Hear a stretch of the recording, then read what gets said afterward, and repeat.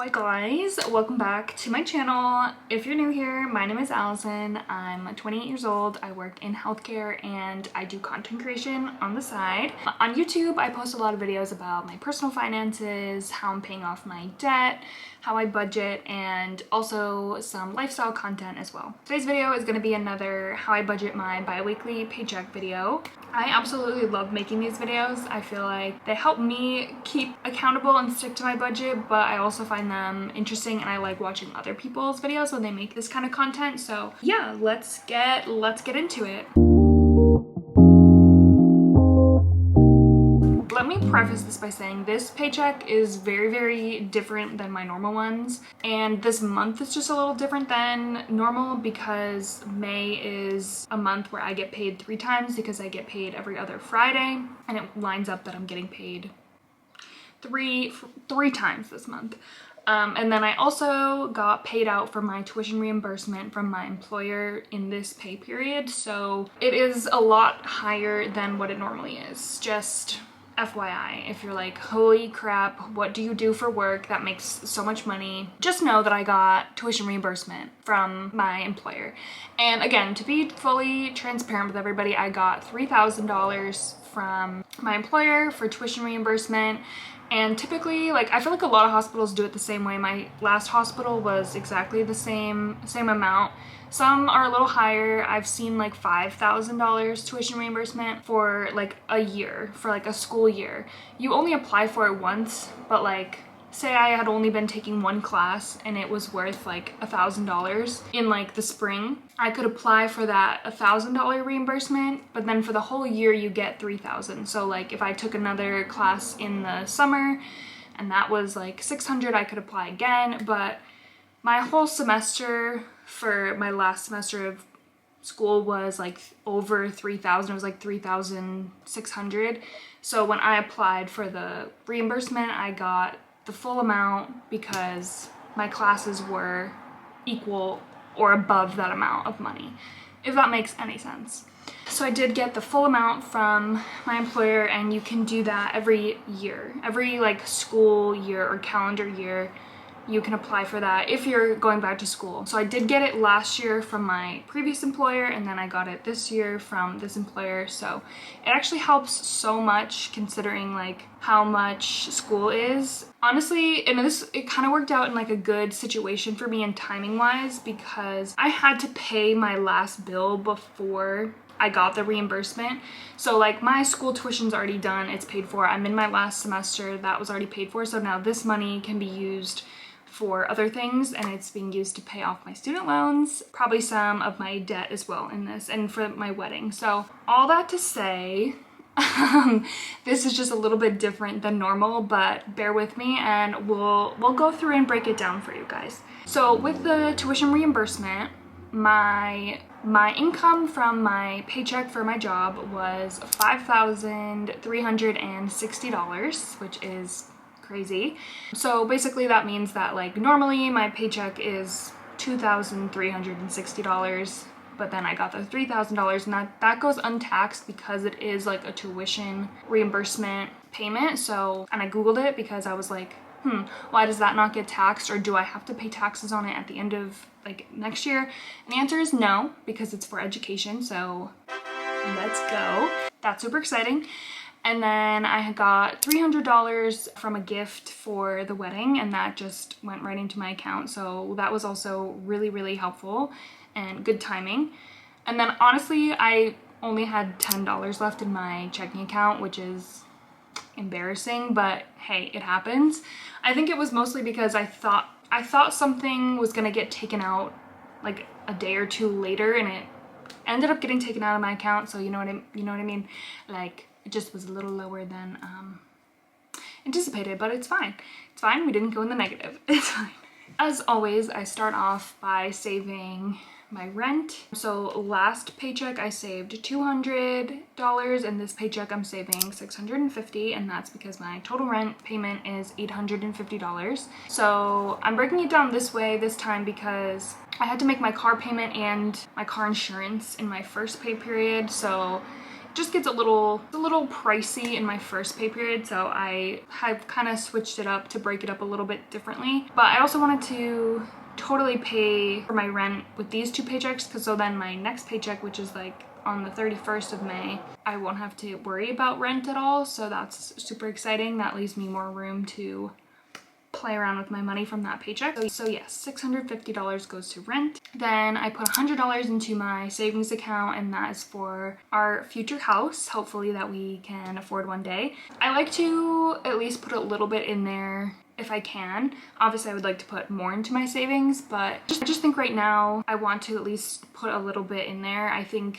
some people on the internet think that I should put that towards my debt, which, yeah, sure, I could do that, but also I think, and I say this in a lot of my videos, I think it's okay to want to save for big things and big events like a wedding or getting a house, while also trying to pay off debt. Especially if you have a car loan. Like, yeah, obviously people love to like pay off their car in full or whatever, but that's just not possible for all of us. And like, I have a decently low car payment, so, and I'm even making extra payments towards it. So I don't know, I just think, you know, paying off my car as fast as I can isn't necessarily gonna make me the happiest, but paying it off faster than the length of the loan while also saving for a house is gonna make me happy. So that's just my mindset on it. Like, obviously, yeah, like being debt-free as fast as I can would be amazing, but then when I buy a house, I'm still gonna be in debt because of a mortgage. So it's like, are we ever truly fully out of debt? Probably not. So yeah, anyway, little rant there, but I do put money away into my savings for a house. And then I'm putting $250 to set aside for the wedding. We are getting married in about a month, like almost a little bit over a month. So exciting. Obviously, like if you've gotten married or you're getting married, heads up, most things are due about a month before the wedding. So we've had it pretty much planned out. Like, obviously I love talking about finances, so we've known, when you book your vendors, you know how much things are gonna cost. So, you know, we kind of broke it down, saw how much total we needed and when we were going to need it, and made sure we were saving enough as the months went on to be able to make these payments now. And then, I mean, some of them are a little bit scattered. We've made most of our payments as of like now. I think we have about one more to make, and then my parents are helping us pay for the catering, so they'll be making that payment in a few weeks too. Just something that worked really well for us was planning and making sure every single pay period we were both setting aside a certain amount of money that was specifically going to get used for the wedding. And I am super grateful that that's almost over though, because then we can use that money for whatever we want. Then again, I put $50 into my Roth IRA. I just do that. It goes right into that account. And some people will say just stop investing when you're trying to pay off debt, but like, I don't really feel like that's smart. And I just want to make sure that I'm putting away a little bit now while I'm young to prepare myself for retirement. Hopefully I can retire one day. I do put money, obviously, from my paycheck goes directly into my 401k. This is a separate retirement account that you can put in, like individual retirement account that you can put money into. And then I also put $100 into our grocery account. We both do this every paycheck, just so that we have money specifically for groceries and we're not like, oh, are you paying this time? Am I paying this time? And we have talked recently about fully combining our finances as well, so that should be interesting.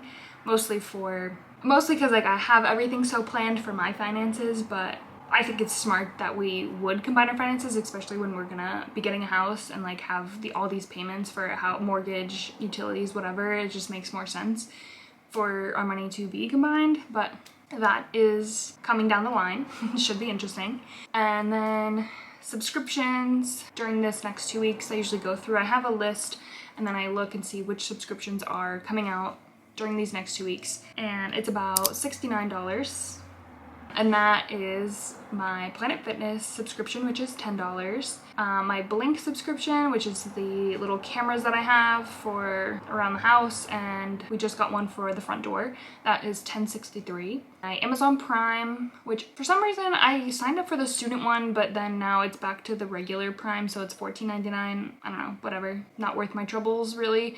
And then Spotify is $5.99. my Kindle subscription, which is Kindle Unlimited, which I don't know if I'm gonna give it another chance, but like I feel like a lot of the books that I want to read anyway aren't on Kindle Unlimited, like you have to buy the books anyway, so I'm like, what's the point really? But that's $11.99 a month, so we're gonna see. And then Canva is $14.99. I actually think I might cancel that one as well because I think I wanted it for certain effects that you can use on Canva, but I don't really know if I'm actually using them, so we'll have to see if it's worth still spending $14.99 a month for that. Next is my pet category. I have 2 cats. They're adorable, but they, you know, they have to eat and they have to poop. So every pay period I have to budget at least some money for them because 2 weeks cat litter gets delivered and every 3 weeks food gets delivered.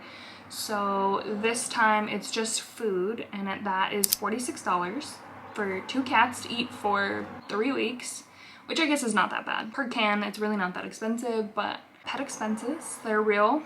At least cats are generally pretty inexpensive, except obviously when they have to go to the vet, which thankfully mine have not had to go in a while, like knock on wood, literally. Hopefully I didn't just jinx myself. Then because I had the extra money from the tuition reimbursement, I did make an extra payment towards my car, which is super exciting. I put $250 towards my car. So I had already made my payment this month, and this is like extra that I put towards the principal of the loan, so woohoo. And then towards my student loans, I put $1,900. Which completely pays off my student loans, and that felt so good. Truly amazing. Little backstory if anyone's interested. When I graduated in 2019 from college, I ended with like $19,000 in student loans. After that, I ended up going back to school for what I do now in healthcare, and luckily I had no student loans from that. Then I graduated in like 2021 still with $19,000 because it was on like deferral or whatever, and then in COVID. Then I quickly paid off $9,000 because I had my first big girl job and was still, yeah, I didn't have like a ton of expenses at the time, like I was paying rent and stuff, but like I had the extra money. I had no car payment at the time too, so I was putting a ton towards my student loans.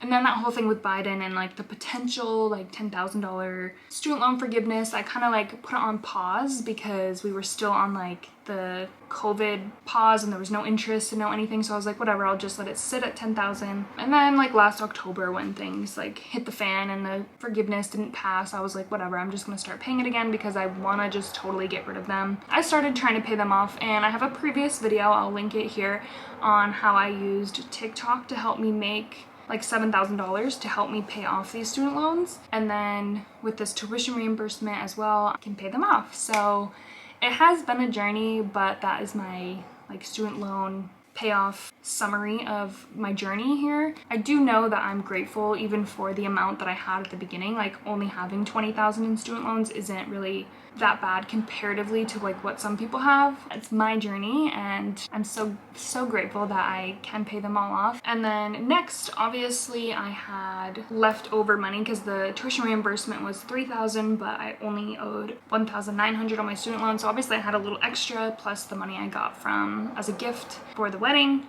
So I used most of that to put towards some of my credit card debt. So I paid $1,820 towards debt. Essentially that was kind of broken up into a couple different cards. I have a bounce transfer card, and then one of my Chase cards that I've been using to kind of put some of the wedding stuff on to get like flight points and stuff. And I do have money to pay that off, but we got that up a little bit because I also put the rest of our honeymoon on there. So technically, yes, like it went towards my credit card, but it was mainly going towards like our honeymoon because we had, again, we had booked it, and then like I paid the remaining balance on my credit card to get the points, and then I paid the credit card off, so if that makes sense. So it went towards credit card, but also pretty much my honeymoon. And then lastly, I just needed to take out like $40 in cash for the rest of the payment for my dress alterations because I was going to pick that up today. So I had like $260 in cash already. I just needed an extra $40